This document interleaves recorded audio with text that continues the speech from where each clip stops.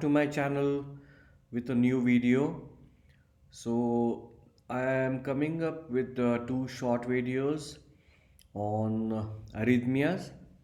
So the first one will be on bradyarrhythmia and then the second one on the tachyarrhythmia. So let us start.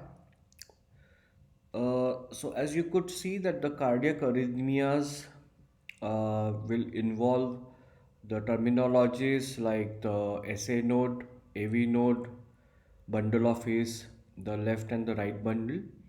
So these are the few basics, and as we know that SA node is the one which initiates the heartbeat, and it is actually controlled by calcium along with the AV node. So both of these nodes have one thing in common, that their action and their metabolic demands are dependent on the calcium.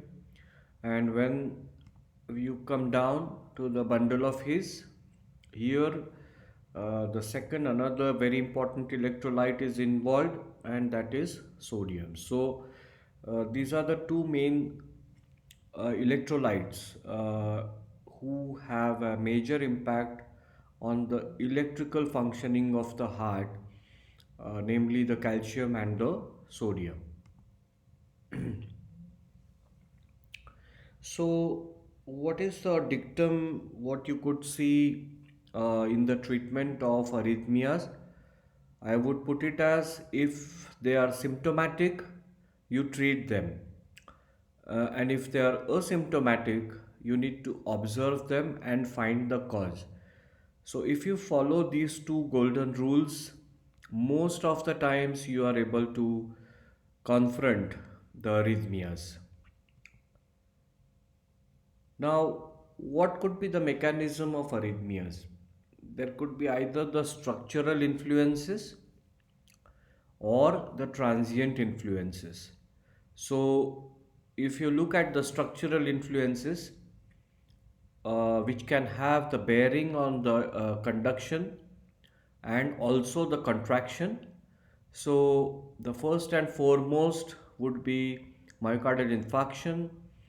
So, commonly it would be acute myocardial infarction, or it can be a healed or in the form of aneurysm. It could be the hypertrophy and the myopathic ventricles, or they could be dilated or fibrotic ventricles.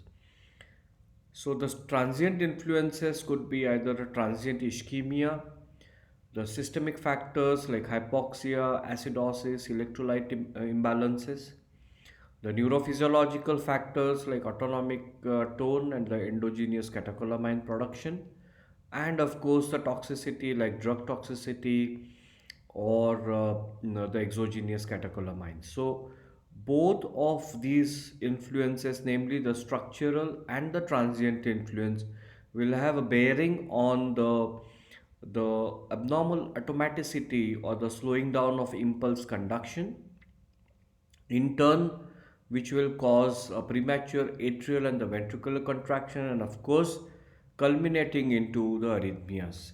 So this is a pathophysiology of the or the mechanism underlying arrhythmias.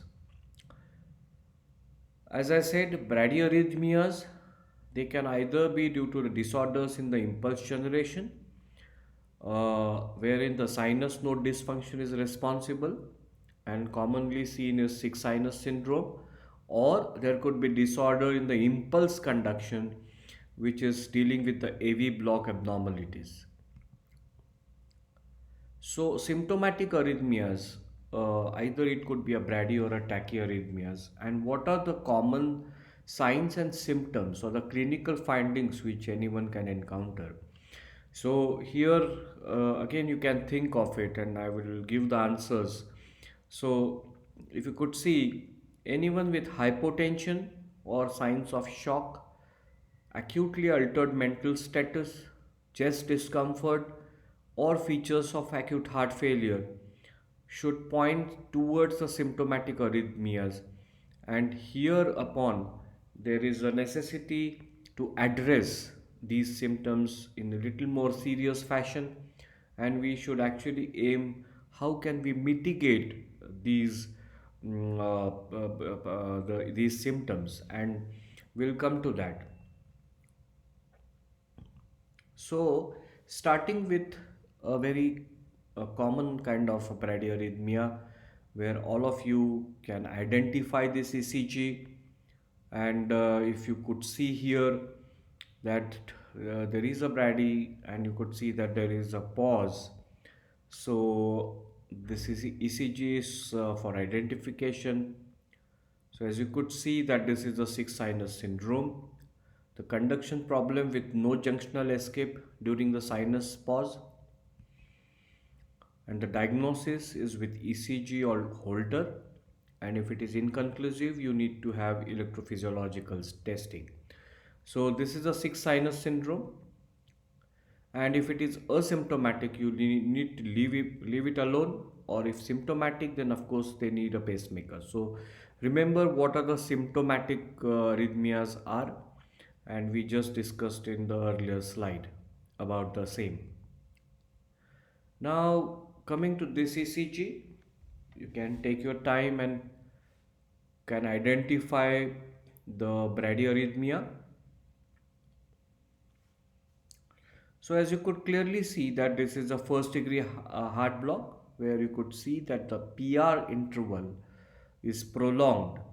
There is a delay at the AV nodal site which results in prolonged PR interval, which is typically more than zero point 0.2 seconds, or more than 5 small squares. You need to leave it alone. So what about this ECG now? As you could see that this is a PR interval and this is a QRS complex.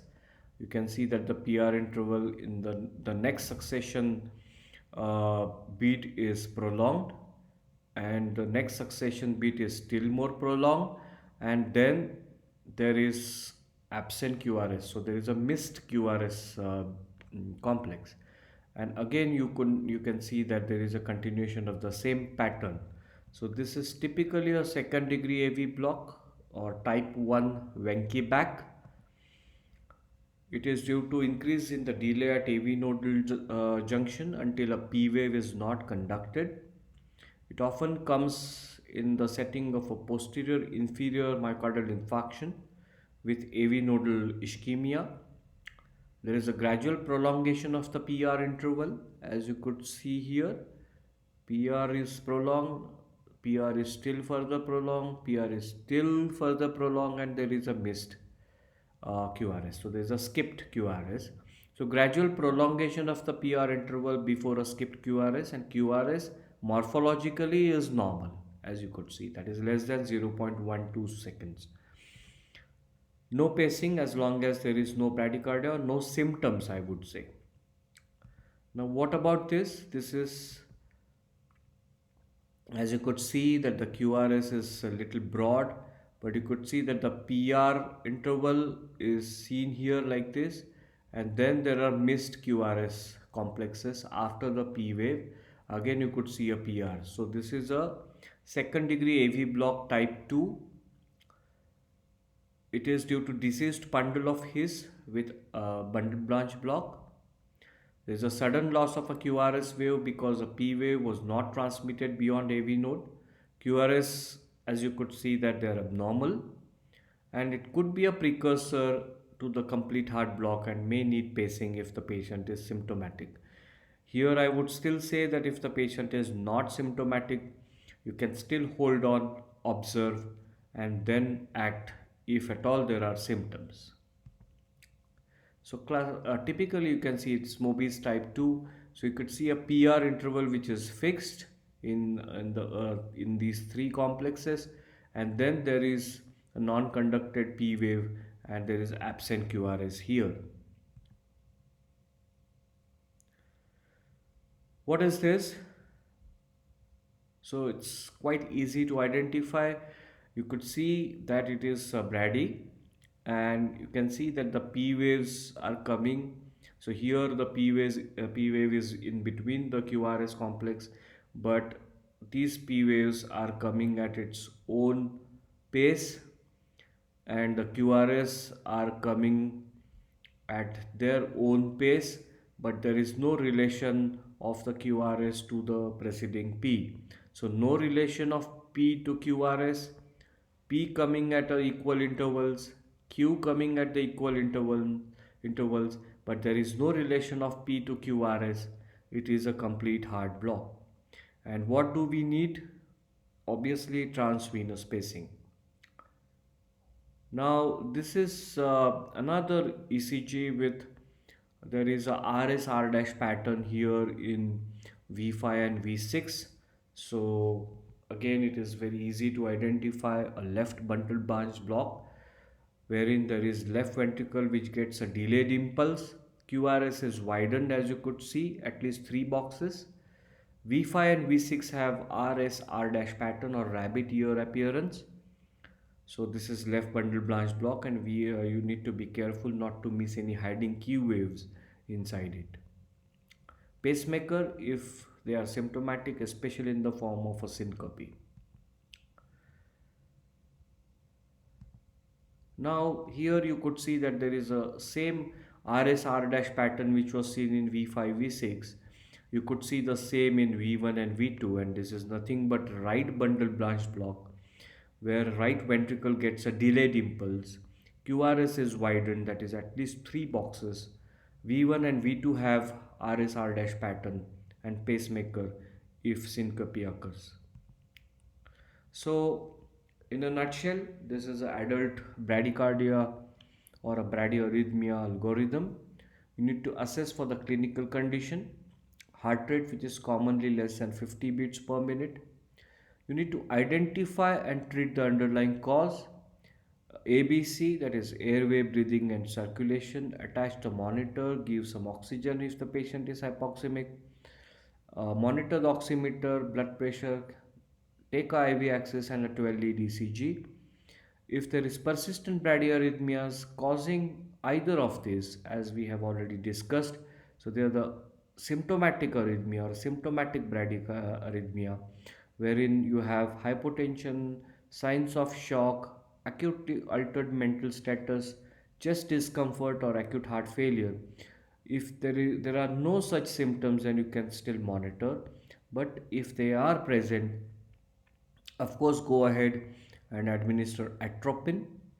If it is ineffective, then consider transcutaneous spacing or epinephrine infusion or dopamine infusion. So, mind you, dopamine is definitely having some place in symptomatic bradyarrhythmia treatment. And if these three fail, of course, consider transvenous spacing, and you need to actually call cardiologist. So the dosing of atropine is the first dose of 1 milligram bolus. You need to repeat it every 3 to 5 minutes to the maximum of 3 milligrams dose, because after that it is a vagolytic effect of atropine which comes into picture. Epinephrine in the dose of 2 to 10 micrograms per minute, and you need to titrate it as per the patient's response. Dopamine in the dose of 5 to 20 micrograms per kg per minute, and again titrate it as per the patient. So this is all about bradyarrhythmias. I hope you have enjoyed this. So that's all for now. Take care. Bye bye.